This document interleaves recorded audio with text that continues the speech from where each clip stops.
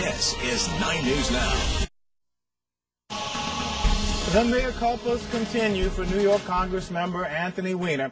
He's calling his colleagues now to apologize for sending those raunchy texts and photos to several women online. There is also word he apologized to former President Bill Clinton, who officiated at Weiner's wedding last summer.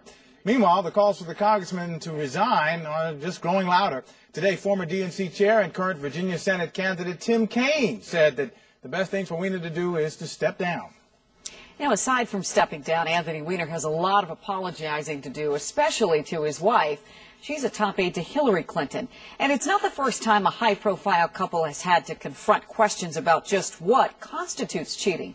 Brittany Morehouse talked to therapists, women who've been there, and many more who weigh in.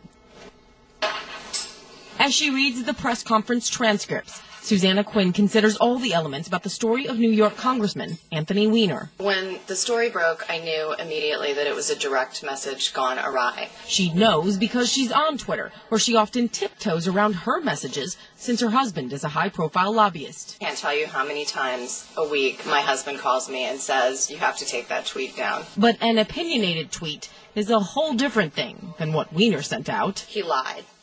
Then he said it was a personal mistake, and then he said it couldn't be treated away. This is not just bad behavior, this is a personality problem. One that she believes can't be treated. I think he'll fight the urge to act out in this destructive way. An opinion some therapists may not share. Most definitely couples can work through it. Dr. Anita Gadhia-Smith says the real question, does Weiner view his behavior as unfaithful? Sometimes men can have a more casual attitude about what really constitutes cheating, where women are more inclined to look at the emotions and the intent, even if there was no physical contact. What do you think? Well, let's put it this way. If he were my husband, I would have strangled him with my bare hands. It's a minor issue. It's cheating. I think he needs help. While opinions vary when it comes to all the men we interview, anyone we talk to who's wearing a dress seems to say, yes, it's cheating. It is cheating. Yeah, because you're betraying your spouse's trust. I think intent is reality. For Quinn,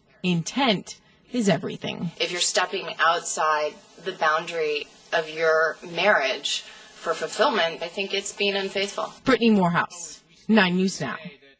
A May 2010 survey from the Pew Internet and American Life Project found 15% of adults said that they had received a sexually suggestive nude or nearly nude photo or video on their cell phone. About 6% said they had sent that kind of text.